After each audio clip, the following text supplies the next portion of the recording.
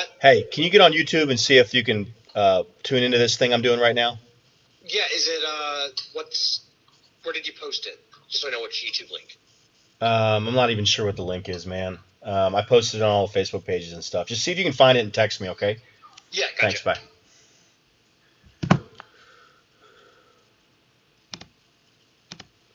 So thanks for tuning in, folks. We're going to give people just another minute or so to tune in, and we will get started.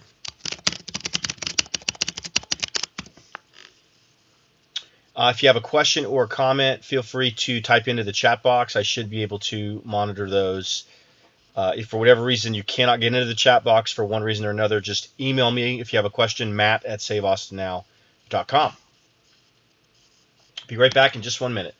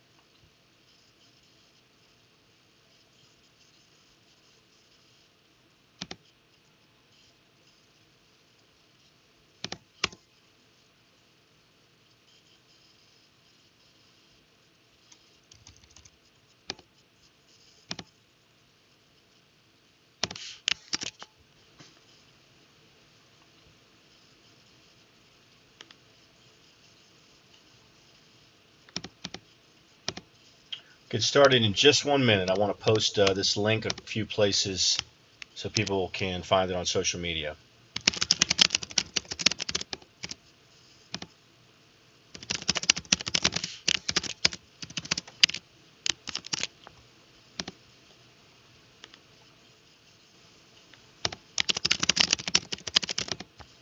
Get started in just 1 minute. I want to post this link a few places so people can find it on social media.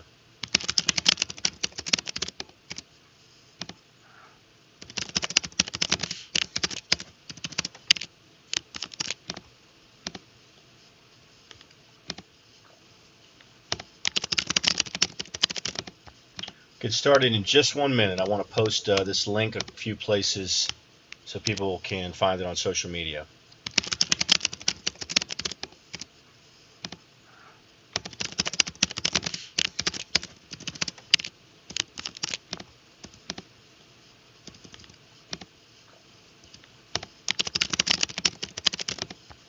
Get started in just 1 minute. I want to post this link a few places so people can find it on social media.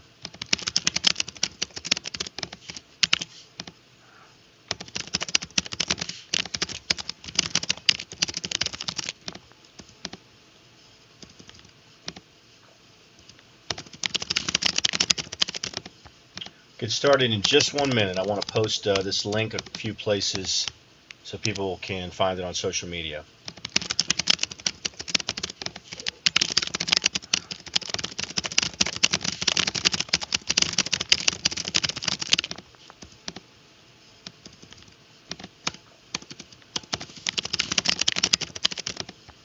Get started in just 1 minute. I want to post this link a few places. Okay. So people can find it on social media.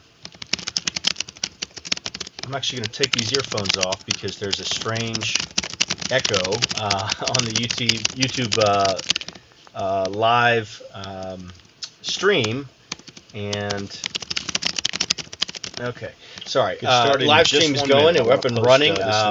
You are not seeing me in live find it on social media. Video. You're a few seconds delayed, so apologize for that. But it'll look live to anyone that's tuned in and watching on the YouTube. We've got about 25 people tuned in. I imagine this number's going to keep going up and up and up stream as we go forward. So we've done a couple of these updates already. Okay, sorry. Live stream is going and we're up and running. You are not seeing me in live. We've done a couple of these updates already, and this is going to be pretty similar to previous versions. It'll look live to anyone that's tuned in and been watching on the YouTube. We've got about 25 people, but I did want to provide an update tonight, just the next 15 or 20 minutes to tell you about where we stand on our efforts. We've done a couple of these updates already. Public safety and public health. Live streams going, they're up and running. You're not just seeing context purposes, as you we've done a couple of these updates already, and this is going to be pretty similar to previous versions. It'll look live to anyone that's tuned in and been watching. Educate voters. But I did want to provide an update tonight, just the next 15 or 20 minutes, to see if there would be sufficient. We've got a couple of these updates already. Public safety, saying the ban on health. Live streams going, they're up and running. You're not just seeing context purposes, as you we've done a couple of these updates already, so this is going to be pretty similar to it'll look live to anyone that's tuned in and been started educating voters. But I did want to provide an update tonight, just the next 15 or 20 minutes, to see if there would be sufficient. We've got a couple of these updates already. Public safety, saying the ban on health. Live streams going, they're up and running. You're not just seeing context purposes, as you we've done a couple of these updates already, so this is going to be pretty similar to it'll look live to anyone that's tuned in and been started educating voters. But I just want to provide an update tonight, just the next 15 or 20 minutes, to see if there would be sufficient. We've got a couple of these updates already. Public safety, saying the ban on health. Live streams going, they're up and running. You're not just seeing context purposes, as you we've done a couple of these updates already, so this is going to be live stream. It'll look live video. Anyone that's tuned in and been started educating voters. But I just want to provide an update tonight, just the next 15 or 20 minutes, to see if there would be sufficient. We've got a couple of these updates already. Public safety, saying the ban on health. Live streams going, they're up and running. You're not just seeing context purposes, as you we've done a couple of these updates already, so this is going to be pretty similar. Tell me, is that better? Is that better?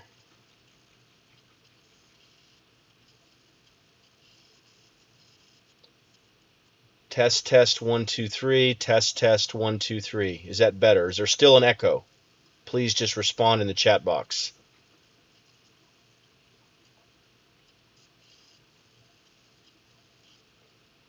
Is there still an echo? Better. Okay. Thank you, Brad. Appreciate that. Thank you. It's better. Okay, great. Sorry about that, folks. Again, this is really strange. YouTube, for whatever reason, doesn't let you go live straight from your webcam. You have to download a client that lets you manage the video. And so I have two separate platforms here, and they're connected, but there's a delay for the YouTube platform from the platform here on the computer. So again, sorry about that. I apologize. We wanted to give people a chance to tune in that didn't require a Facebook account. We got a lot of people that said last week they didn't have a Facebook account but wanted to receive the update. So okay, so as you know, our nonprofit, our nonpartisan educational nonprofit Save Austin Now started in mid-February. And we did so with the goal of educating citizens about standard of living issues, quality of life issues in our city. And we chose as our first issue the homeless camping ordinance on the belief that it was badly hurting our city, hurting it from a public safety standpoint, hurting it from a public health standpoint, hurting it from an image standpoint, and hurting it from a tourism standpoint. There are two data points that have come out that I think really end the debate about whether the camping ordinance is a good idea or not. The first is that violent crime in Austin last year, 2019, went up 16%, the fastest increase in 1 year in the last 5 years. Now, we do not have access to the data that tells us what percentage of that violent crime increase is homeless related. So I can't point to a specific number. If those statistics existed, I imagine it would show that the homeless were a serious part of that increase. But we don't know the exact number. But what we do know from the statistics that did come out is that in 72% of cases when a violent crime was committed by a homeless person, it was committed against a homeless person. So when you have more camping, when you have more homeless individuals in our city who are out in public, who are in tents in areas across our city, it's putting other homeless people at risk, at risk of violent crime in our city. And so this is not compassionate, for that community. And we want to be compassionate. We are not anti-homeless. We are not anything but anti-camping. We believe camping is not good for our city, that it's basically the private use of a public space. When someone is camping somewhere, you cannot use that space. And so right now you have people camping under highways alongside major roads. You have people camping on the median on Riverside Drive in one of the most dangerous areas of our city. You have people camping in and around the Arch in downtown, which is a very dangerous area. So from our standpoint, we simply believe this is a public safety issue. So the first data point was that violent crime is up 16% last year, fastest increase in 5 years, and that in 3/4 of cases where a homeless person committed the violent crime, another homeless person was the victim. But here's the second statistic, which I think is really, really eye-opening, and this comes directly from the nonprofit ECHO, Ending Community Homeless. I'm sorry, I forget what the O stands for, organization it might be. But ECHO is the city's preferred nonprofit on homeless issues. And one of the things they do, and they provide a number of good services. I believe they run the Arch in downtown Austin. But one of the really valuable things they do is they do a point-in-time study that's conducted with volunteers every January. They literally go out and count how many homeless people we have in our city, so that we know what the size of that community is. They generally release the results in March. This year, they delayed it till May. It's possible that was coronavirus. It's possible that the numbers were not good, and they wanted to delay that. So they finally did release them in May, and there was good news and bad news. The good news is the housed homeless population increased about 20%.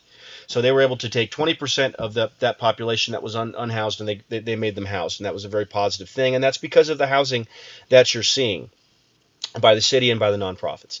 But even worse than the good news in the housed category was that the unhoused homeless population almost doubled, grew 45% in 1 year, from January 2019 to January 2020. Now, the camping ordinance didn't take effect till July 1st, halfway through.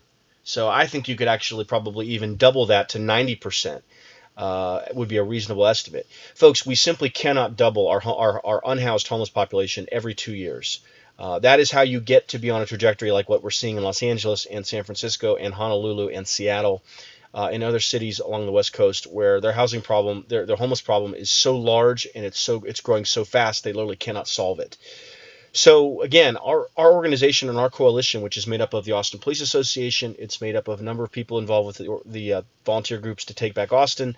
It's made up of Safe Horns, the safety organization at the University of Texas that's run by parents, and a number of other groups.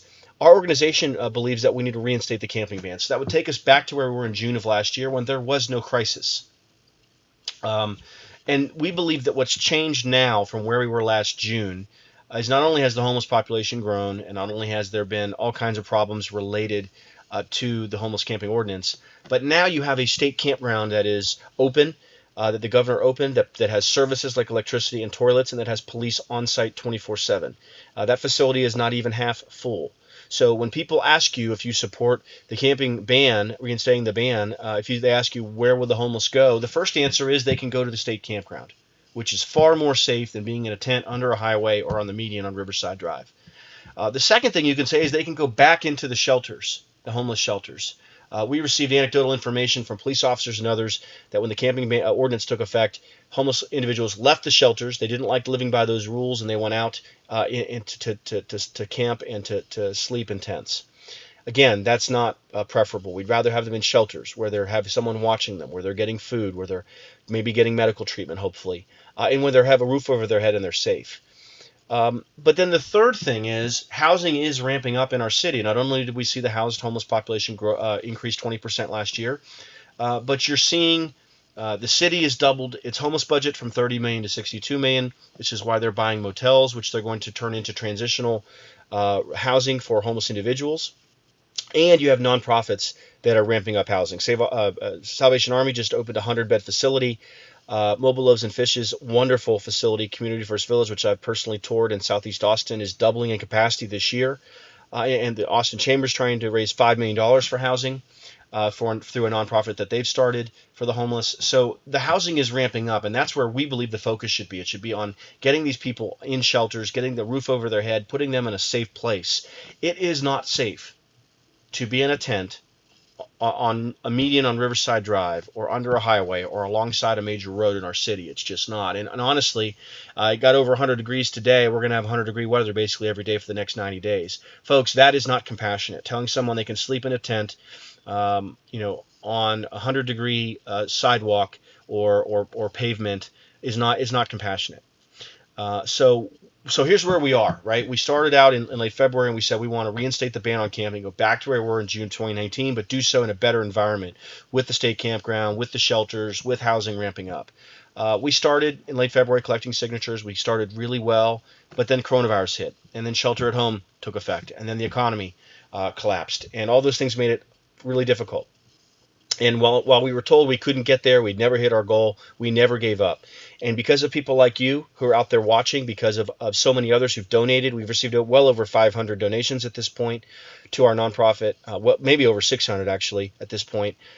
We've collected over 10,000 signatures. We got another 400 or 500 envelopes in today. We spent 3 hours opening those envelopes. I mean, it's literally opening hundreds of envelopes in one sitting is not an easy task.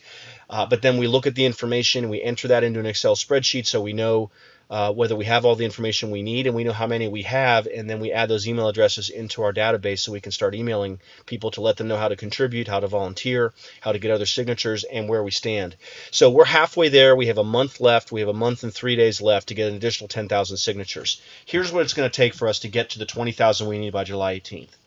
I believe we need to mail another 50,000 households. When coronavirus hit and it became possible to collect signatures in person, we shifted to the mail. It's expensive.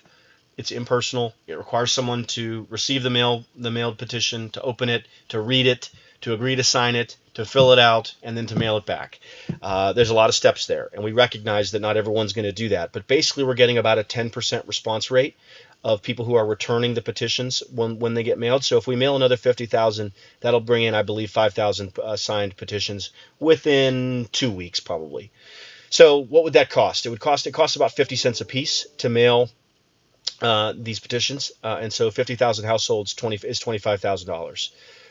So we really do want to do that, and we're gonna target zip codes where we've had the highest response. But to be honest with you, our responses have been high all over the city. It's not just West Austin or Northwest or Southwest. It's Central Austin. It's East Austin. It's downtown. It's all over. Every zip code, every neighborhood, every ethnic group, every gender, every ideological viewpoint, you name it. There's broad support for what we're trying to do.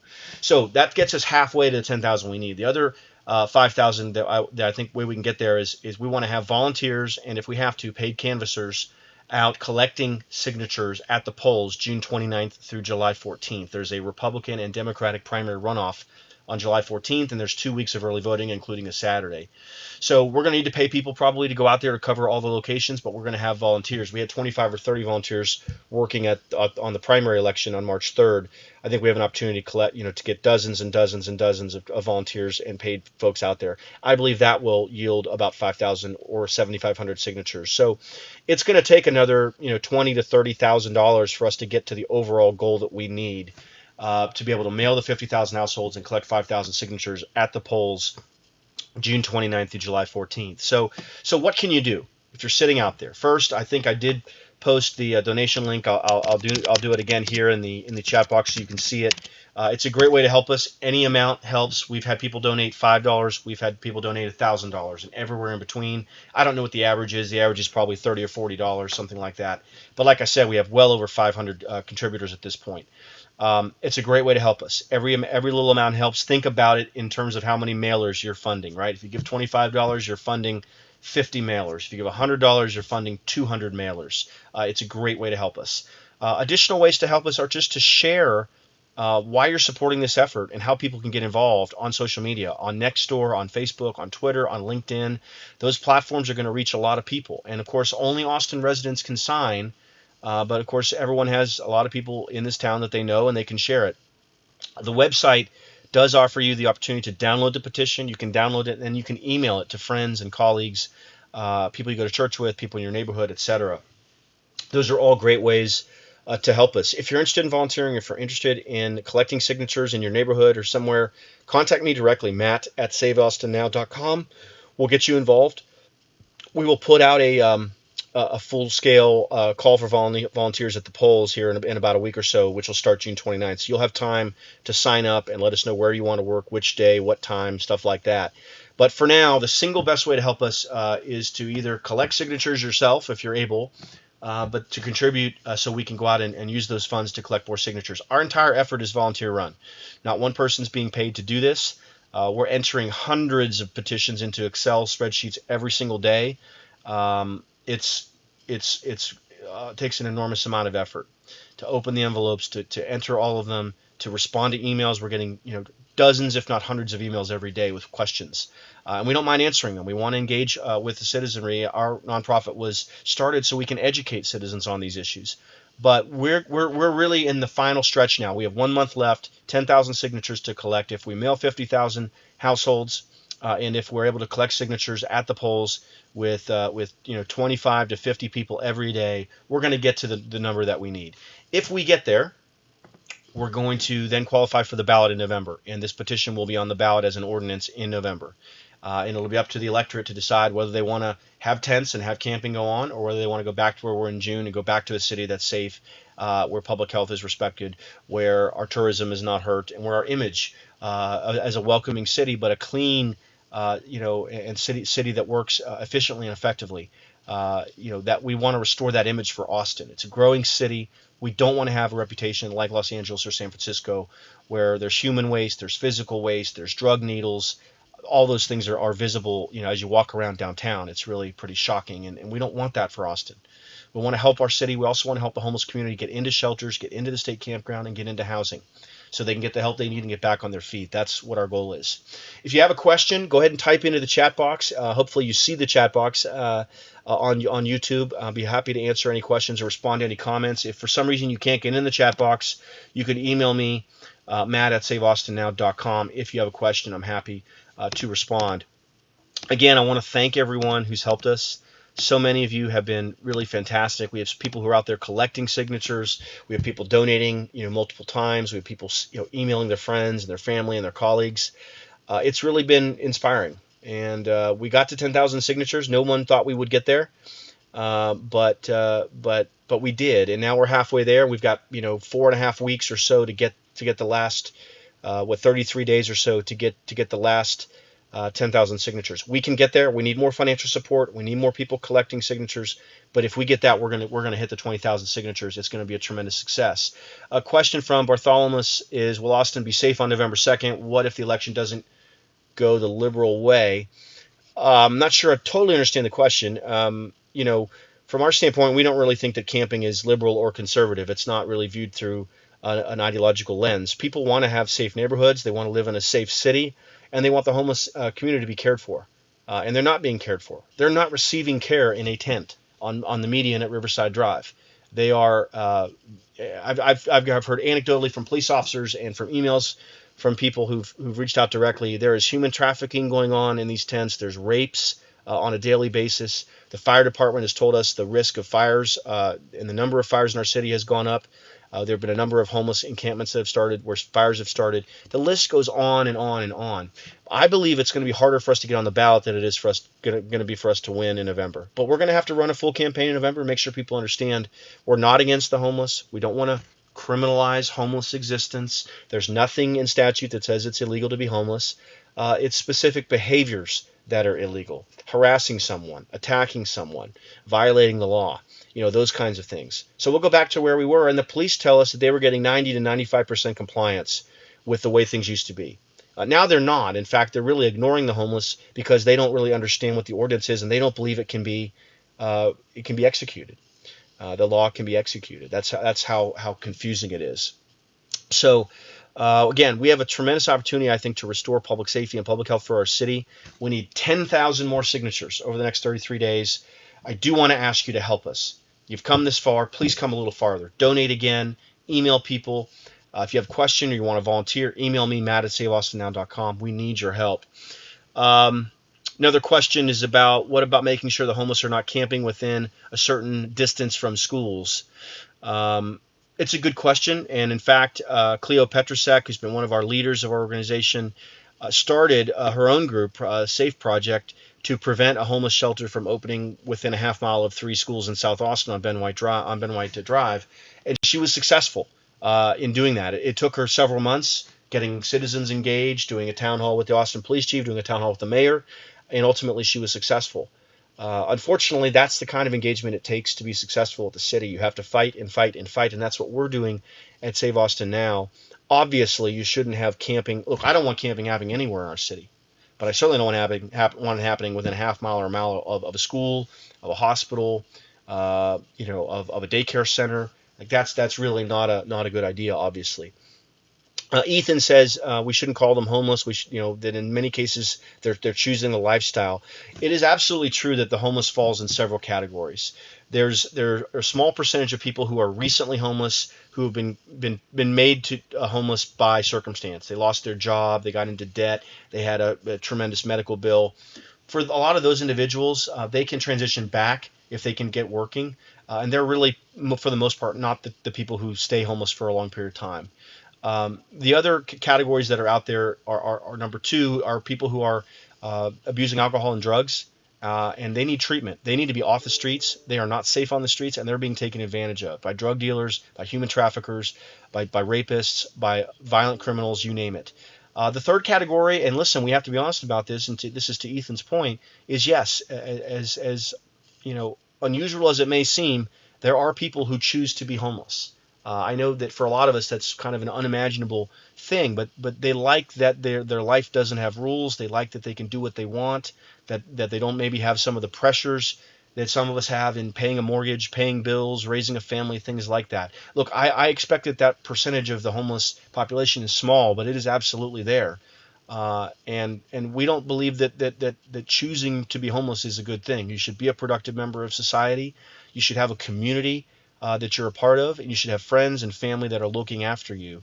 And to the extent the city can help with that, they need to help with that with the efficient use of taxpayer dollars. Any last questions or comments? I want to wrap up here in the next minute or two. I want to be sensitive to everyone's time. But again, just to reiterate, in case we've had people join, we're at 10,000 signatures. It's a tremendous milestone. We've got 10,000 more that we need in the next 33 days. I believe it'll take another $15,000 or $20,000 for us to be able to mail the 50,000 households that we want to mail. And then we're going to need 25 or 50 people collecting signatures every day, June 29th through July 14th, all across the city at the polls. And we're going to recruit volunteers to do that, and we'll probably have to pay some canvassers as well to help us in that regard. We've got to get over the line. We've got to get the extra 10,000 signatures. We probably need more like 12,000 or 13,000 to be able to get the 20,000 validated. That's what it's going to take for us to hit the number. So again, thank you for all you've done. So many of you have given so much of your time and your treasure, your reputations. Post on social media, collect some signatures for us, contribute if you can. We need your help.